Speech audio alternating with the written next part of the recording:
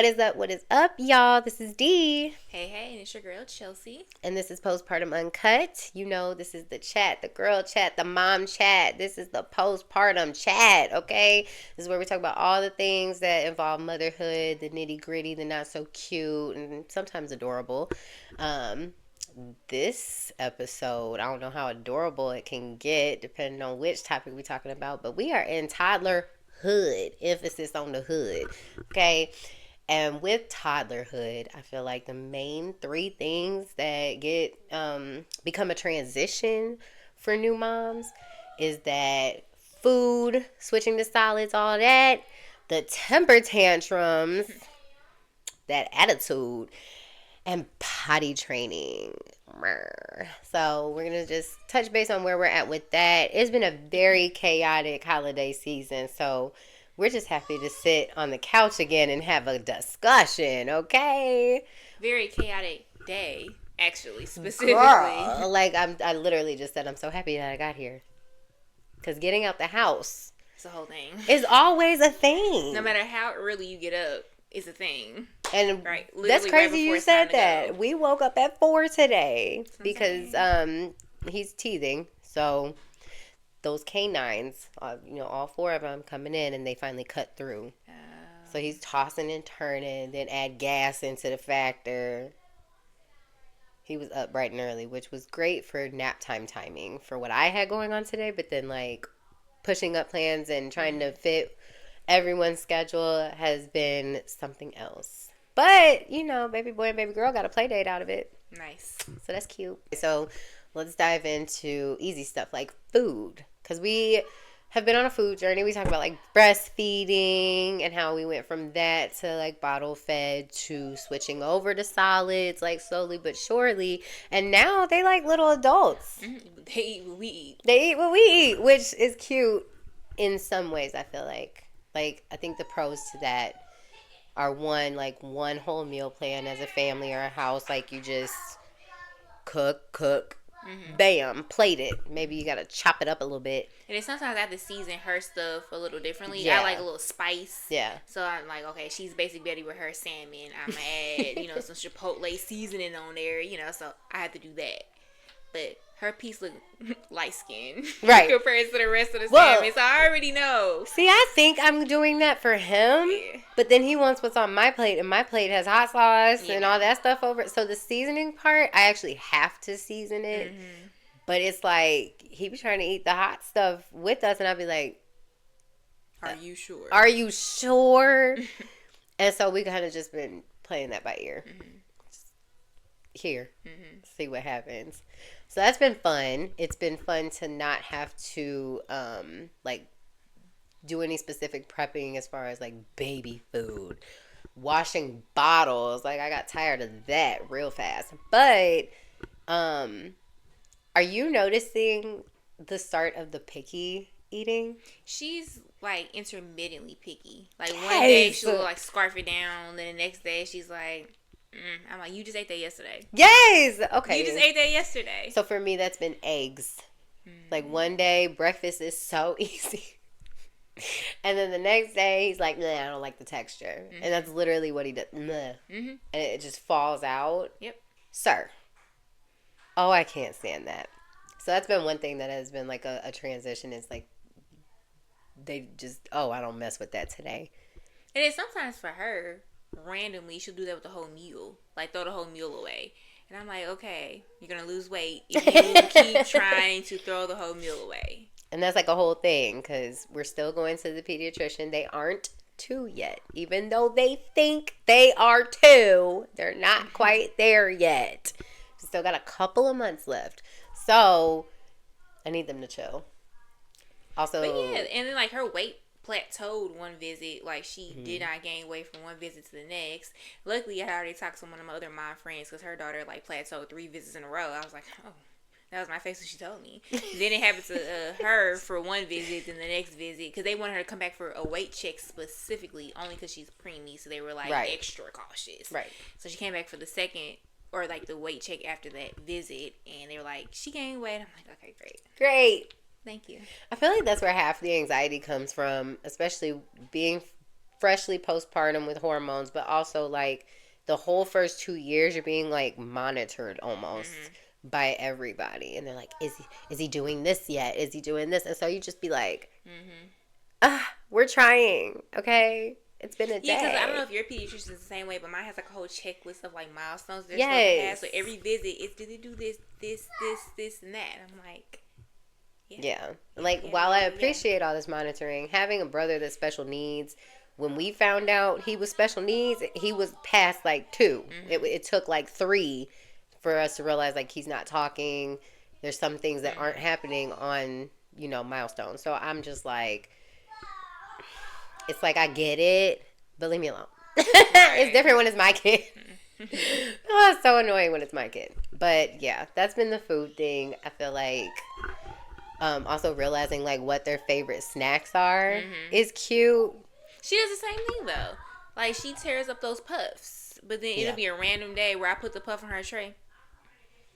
Yeah. I'm like, are you burnt out on puffs? Like, what is the problem? What is the issue? Because like he was tearing up blueberries like nobody's business, which I don't know if y'all have ever dealt with a blueberry kid, but it stinks when it comes out. Okay, it's terrible.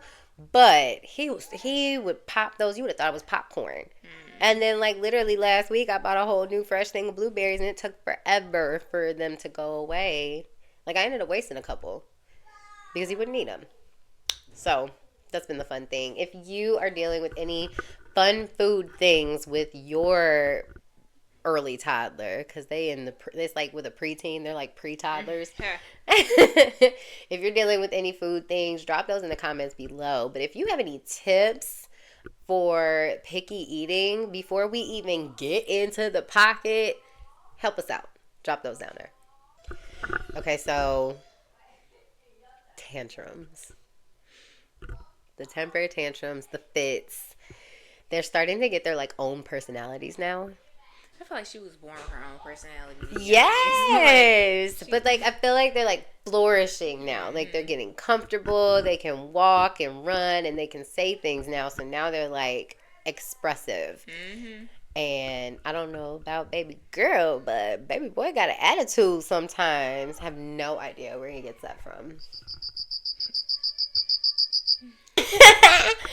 But no, like and you know what, he doesn't even cry for real, but when he does, it is so stank. Like it is like it's the brattiest of bratting, because it's literally when I tell him no, and it sucks because like I know that baby girl is probably the same way. Like they want to be involved in everything you do.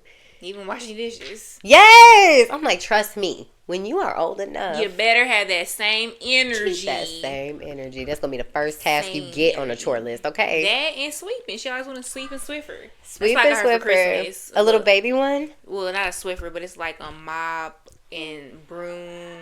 I Kids love it. Yeah. So I'm like, yeah. Keep that same energy. You're going to learn how to do it right, too, right now. No, I'm like, and I'm not mad at none of that, especially when I realize, like, you just really want to be involved. Okay. That helps cut my attitude about his attitude down real fast when I realize, like, okay, how can I involve you but still be efficient and not have to worry about, like, wherever I put you, are you going to die? Like, I'm serious, because, there's a lot of times in the kitchen you put them on the counter. And it's like, that was fine until he started trying to get off the counter by himself. I guess he was over it. But I feel like most of the time his fits happen when he's in something that he knows he's not supposed to be in, but he thinks he's helping. Or, like, I just bought him a bunch of, like, bath toys. I'm really into bath time being a whole activity, okay? And so I have a basketball hoop with these little bouncy basketballs. They feel very real, and they bounce very real too. So as a boy mom, they're like, take your eye out. Right. And as a boy mom, they're perfect, because he's just like, what? But the crazy part is he likes it so much that he just holds on to the balls. Like, he doesn't even play. Luckily there's 4, so I be trying to, but he will hold.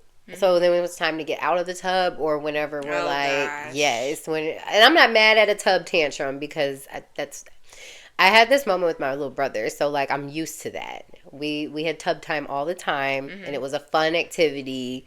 Played games, blew bubbles, all the things, right? So like I'm not mad at the tub tantrum. I get it. But what I can't stand is when it's not tub time and he's still like he goes in the bathroom, he thinks, "Oh, I'm gonna play with my basketball." No, child, they're for the bathtub. And so like some things I just feel like I opened a can of worms. Yeah.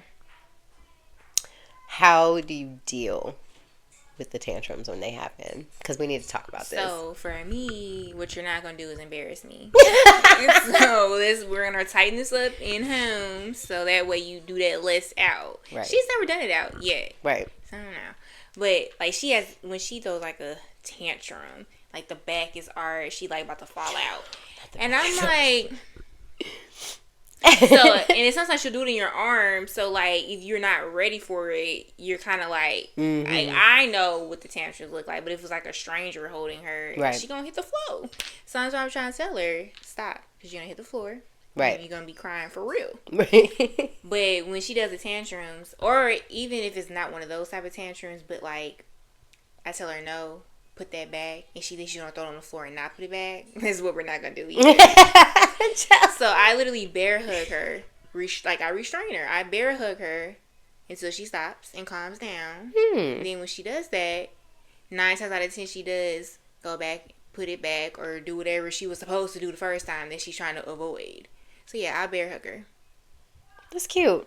And, or like her hands, like if she's trying to scratch up the refrigerator or something, I'll just hold her hands like this. So she stops. So that's what I do. Because, no. I love that. Because when we talk about discipline, everybody's mind goes to, especially like how we were raised, right? Like everybody's mind goes to a pop or a whooping or whatever. And like only because my brother is special needs does restraint even come into the conversation, I feel like. So that's something that honestly would be effective. It's like, oh, this is a hug, but, oh, she not letting go. Oh. Right. Or like, I'm not going to to let your hands do things until you know what to do with them. Like, yeah, that's cute. Thank you. Especially as a girl mom, because I know with girls we want to be a little bit more delicate than boys. That doesn't happen in my household. It's it can't. He does not respond to soft discipline when he is adamant. I mean, he is our child, so he ain't trying to hear no anyway. I'm gonna do it anyway. So you know, little pop here and there does happen, and it's called a pop. I don't go too crazy or nothing like that, but it is. Do I look like I'm playing with you? The funny part though is, most of the time now, like when we talk about getting into the cut of toddlerhood, most of the time now, if it's a pop, it's him deliberately doing the opposite of what we say. Whereas like, well, especially daddy, when dad uses his dad voice, hey. I'm dead serious. Like, hey. Dad, he doesn't like to be embarrassed. So he usually tightens up. Who is he, dad or no, baby junior? boy Okay. does not like to be embarrassed. So he tightens up in public when if I do like a light to him and like, hey, that's a warning pop, the next one gonna be a little you gonna feel it a little bit more. He tightens up real fast if I do that in front of people, which I try not to do too much, but you not listening, he be like, you just embarrassed me. What Kevin Hart say? In front of my friends. Like, that's literally how it be. So, and then he also doesn't like to disappoint. So when it is a father figure, like his dad or his pawpaws or his uncles, mostly dad and pawpaws. We have pawpaw and we have papa, who is the bishop. So he's like the great grandfather figure. So those 3 lines, he tightens up so fast. I did. When I say, so my father-in-law will literally just be like, hey. He don't even do the voice that dad does. He is he's like you. He's very chill, but direct. And he knows that voice. He will. That sounds like a baby girl. Like when my dad said something, he like, hey, baby girl, stop that. And she'll just look over like that because she knows that manly voice. Yeah, I'm like, dang, I gotta have an Adam's apple for you to do right. Dang. So yeah, that's been the fun part. I'm actually trying to like get her in a regimen of like when I look a certain way or if I'm starting to walk up on her, she tighten up. Yeah. I don't even want to have to do all that. Yeah, the mom like, face. Yeah, or like my footsteps. I be trying to be dramatic and make them like a little louder. Stop playing with me. And then sometimes I use the playpen. She doesn't like being in the playpen when she don't want to be in the playpen. So she's cutting up. I'm like, do you want the playpen? Yep. I said, all right now, because you're gonna go in the playpen. And then she. Yeah, we did that really cute video about boundaries, and then like months later, here we are. Like I put that baby gate up in his room, and he be mad. I'm like, you not even on lockdown for real, You still have toys, sir. You still in an open space. Like, no, he doesn't like being restricted. He doesn't like not being included. Unless he chooses to restrict himself, then it's fine. But when we restrict him, it's a problem. And then it's usually in like the corner. And that's the thing about boys, like. Everything in my house is a jungle gym, so I'm kind of happy that we haven't gone any further in like home decor or any purchases because it's the window, it's the coffee table, it's the couch, it's like he literally, my house is a jungle gym, and I don't really fault him for that because we are at home most of the day. It's winter. It's different when we can go to the park and stuff like that. So like I try to give grace where grace is due, but sir. Tighten up. Hashtag tighten up. Okay, y'all. Lastly, we're going to talk about potty time. What is baby girl working on? How far are we into potty training? Like, what y'all doing? So right now we're just trying to work on consistency. Yes. When she started walking, I had the potty chairs, and I would say S because I had one on the first floor, had one upstairs just in case. I even had like the little lid cover, like toilet seat like the cover seat one. that you put on there. Had it all, so there's no excuses. So as soon as she started walking, let's go sit. Even if she pooped already, let's go sit on the pot. So you can associate poop with pot. Yep, that's a hack. But I think the biggest thing that I'm running into now that is actually about the time where people would normally start doing that anyway. Because I feel like I kind of started, well, when I say started early, like, it wasn't as critical of, trying to get it started. Little light introductions into it, yeah. I wanted her, because I actually heard a story of someone saying that when it was time to start potty trainings, when they busted out the potty chair and like, it got rejected. Yeah. So I was like, well, I started now. I said because I want her to get acclimated to it when it was actually crunch time. Right. So I guess it ended up helping me. Yeah, for sure. But now it's more so having the time to do it. And then I'm not always at home. So then it's like there's no potty chair out in public. So it's just the consistency part is the part that I'm struggling with. I know that what motivated me was hearing people before like he even came was hearing people say like you can get it done in a week. I heard a week at first, and I'm gonna go back to this, right? I heard you can get it done in a week, like 5 days if you're consistent, if you're at home. So like a lot of people were telling me they worked on it like on summer vacay or whatever. Now, so I was taking advantage of the fact that I was at home, right? And we did the same thing. We had the potty out because I had it. I had them like sitting in there when he started walking, and every time he would walk in the bathroom, I'm like, look, there's your potty. Like, we started the conversation, and I don't think that's a bad idea at any point before the right age to start. I don't think that's a bad idea. I think having conversations, creating clarity, and just like the more repetition you have going on, the faster they learn and they associate things. Just like when you teach them, we were talking about Harry Potter, help my son learn how to talk. Like, there's a spider. There's a snake. Yep. There's an owl. And he will tell you every time you see one. Like, that's cute, right? So the potty has become a repetitive conversation. I can tell you what has worked as far as the excitement for the potty. Miss freaking Rachel has a potty training video. And y'all know I love me some Miss Rachel. I love that lady. God bless you, Miss Rachel. But she has a potty training video. It's like 40 minutes long. We don't watch the whole thing. But I've created a habit of, it doesn't happen every day, but I'm really, really trying to build it up there. But I need a little bit more confidence in his ability to tell me. So that's why I'm not even much stressed about it. But one, Miss Rachel says that you can get them trained in like 3 to 5 days. So I like the 3 idea. If you can be that, you are really great at fulfilling a goal that you've already determined the timeline for, right? Oh, thank you. So for you, with that information, you're welcome. I feel like it would work really well on like a 3-day weekend, or like one of those holiday weekends or something like that, or one of those I don't work for 4 days. Whenever that happens, because I get it, but I think that would be, I don't think is impossible, especially with your diligence, is what I'm saying. But I like Miss Rachel's potty training video because she's talking about the potty with like a toy, a stuffed animal.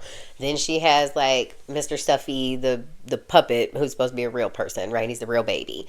And so they practice him sitting on the potty. They have this cute little song. And of course, you know, baby boy love music and singing. So you know I'm singing this song about this potty. And then I even bring the potty out into the living room when we turn it on.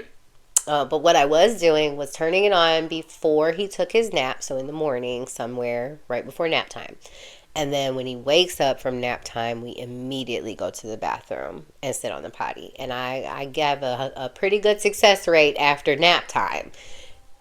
Then comes the consistency on the rest of the day. Like I get distracted with my tasks, so like one of the hacks that someone gave me was to set a timer. Someone told me that too. Yeah. Like do 3, 6, 9. Like Yeah. actually, literally, like do it on certain hours. Yeah. Like, even if they don't do anything, just sit them there. Yes, sitting for at least like 15, 20 minutes. Someone tell you that? They didn't give me a time, but that sounds good. I think it was my auntie. She was like 5 is too short. An hour is way too long. I said I can't even sit in there for an hour. So no. I mean, because if you think about it, like when we use the bathroom, like Right. even if we're trying to let it do its thing, we're gonna sit there for like 15 to, you know what I'm saying? About let it do what? Do its thing. We scrolling through social media. Yes. Like we're on the phone Right. texting. We doing whatever, trying to pass time to make sure we're actually done. Right. Yeah. Yeah. Sometimes you feel like you're done, be like, nah, I ain't done yet. Let me I know, sit here. and I've seen her setup is pretty similar to the setup we have in our bathroom, where it's like the big potty obviously is part of the bathroom, but then like the little potty is right here, and there's like books for them to read. That's been working out really well. I notice he like distracts himself because nobody's looking at what's going on down there. He's just looking at the book and talking about the book. So now I can just pee on my own accord. I think is the thing. I think he got like shy from all the spotlight being on this whole little area.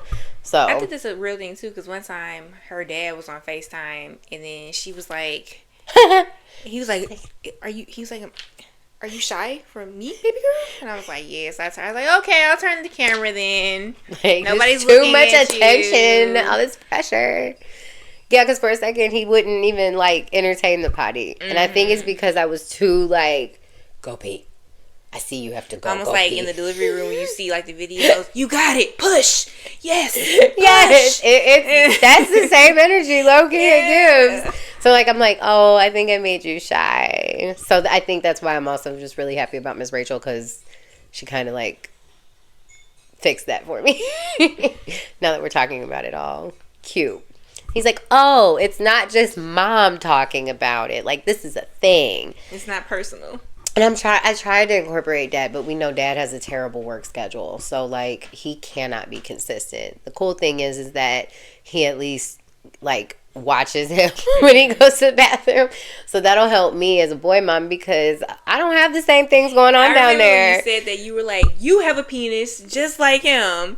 I can't help him. You. And I'm like, I don't even care how he learns to go to the bathroom. If he's standing up when it happens, then cool. I don't care. I just want to get out of diapers. That's all I want. Now, you were on key with the poop thing, because that, like, sometimes I'm like, oh, this is so messy, but I'm still going to do it. So, like, I show him that poop goes in the potty, and, like, it's not that deep, but it's like an extra step, you know? So, y'all, if y'all have any potty training hacks, drop those.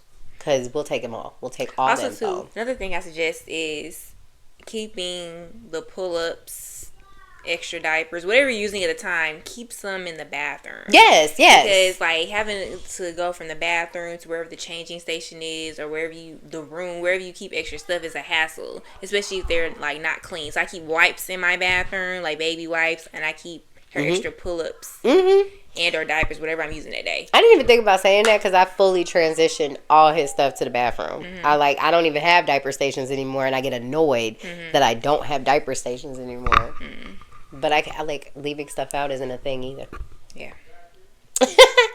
But yes, share if you've got any hacks or any crazy experiences with toddler transitions going into the solid foods and dinner time, meal prepping. If you got anything about tantrums and discipline for this younger age, and potty training, because in general, I know people that have had not great experiences. Tell us what works and what don't. Give us a little something to pay it forward. Please and thank you. You got anything to add, Chelsea? We good? No, I think that's pretty good. Cool. Well, then we will see you guys for the next episode, which is the last episode of the year. Ow! Oh my gosh, time flew. Time flew because we were momming. Oh gosh. We will see y'all next time. Bye.